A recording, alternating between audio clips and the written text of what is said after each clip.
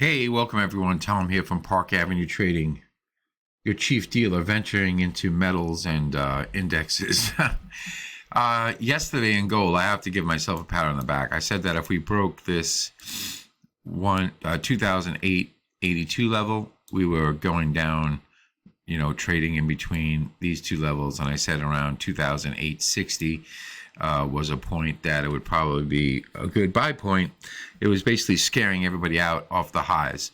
Now we're back into a consolidation mode in gold. I had to break at 2009-13, say 30. It did break that, but it could not hold above it. So again, we're drifting lower. Potentially we can go back down to this low bars close at 2008.97. Gold is still bid.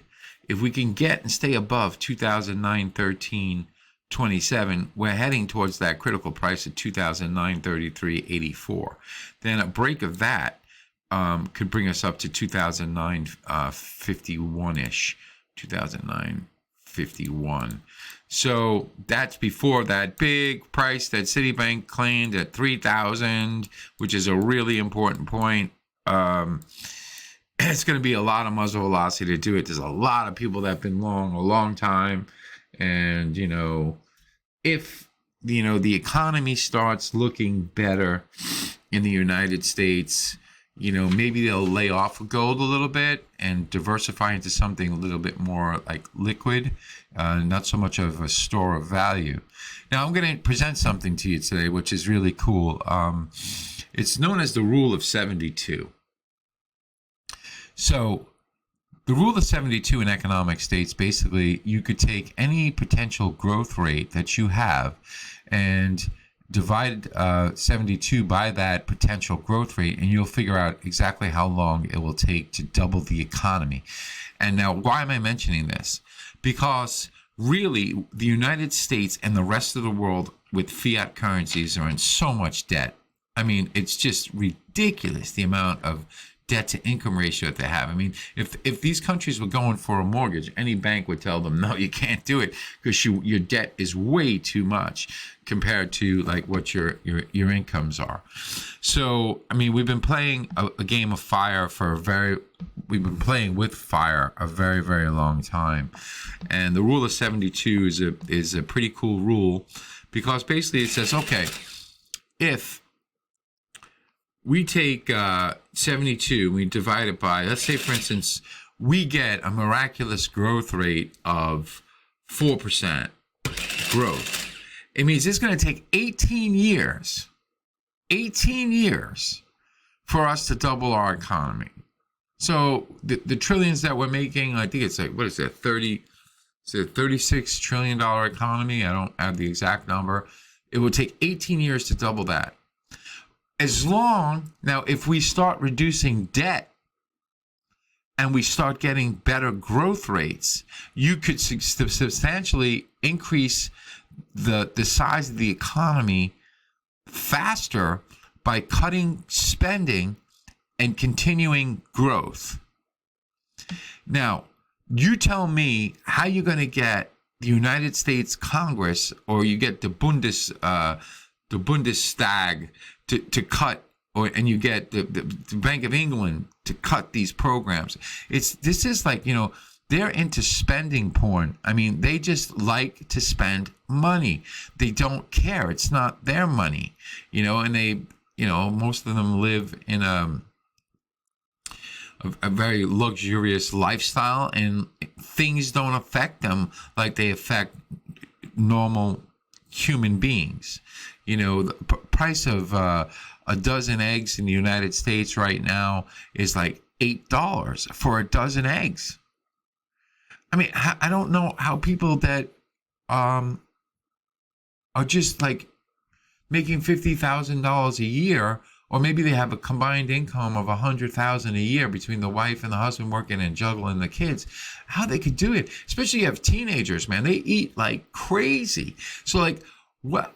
This is insanity. So the reason I throw out the Rule of 72 is so that you could, if you're a gold trader, you have to start watching, the GDP growth rate moving forward. Okay, and then you could say, okay, look, 72, we had a 2% growth rate divided by 2. We got 36 years before we, but then before we could double the economy. But then you have to look at are they cutting spending? If they truly are, if they're slowing down the spending pornography, then you could start to say, well, wait a second. Now they're cutting spending. So this is a fundamental thing that you could look to say, well, gold is now, I'm making this up. Gold is now 3,100, right? And you start to see the economy is starting to get better. Well, then you could start to say, whoa, wait a second. I could start to lay off my gold investments, but it's all key to like what the growth rate is. So if we have like a miraculous growth rate of say, 5, we've had that before. Well, then, you're going to double the economy in 14 years. If they cut spending along with growth rates like that, then that will turn like 14.4 years into like maybe 6-7 years. So that's what I want you to start to focus on. Rule of 72. So I just wanted to bring it up with you. I think it's cool. And it's something that, nobody talks about. But, hey, we talk about things like that. So anyway, this 913.27 is an important point to get above and stay above. If we're drifting low, we're probably drifting down to this low bars close, 2008.97. And then we got that still important point at 2008.82. We broke it, so we didn't quite make the 2008.52, but we did get to the level I said we go around 2008.62-ish, which went to 2008.63. All right, so I'm quite happy with that gold call yesterday. All right, let's move over to the QQQ, which I'm going to change soon and go to the NQ1 and the ES1. I just got to do that over the weekend. Because that's going to take a while to get the proper points. Just can't switch over. All right, so in the Invesco series, we have resistance at 533.11. Okay, there's support at 525.11. Yesterday we said that if we broke this level, we were coming down to this low right here, which we touched perfectly. So my analysis and stuff that I really don't trade is pretty damn spot on. Pat on the back right now. And believe me, I will be the first person to call it when like I get it completely wrong and like, oh, that sucked. But right now, looking pretty good. So support 525.11 right now. We need to get through, I would have to say, 530.11, which is very close right now. It's 528, right? Pre-trading.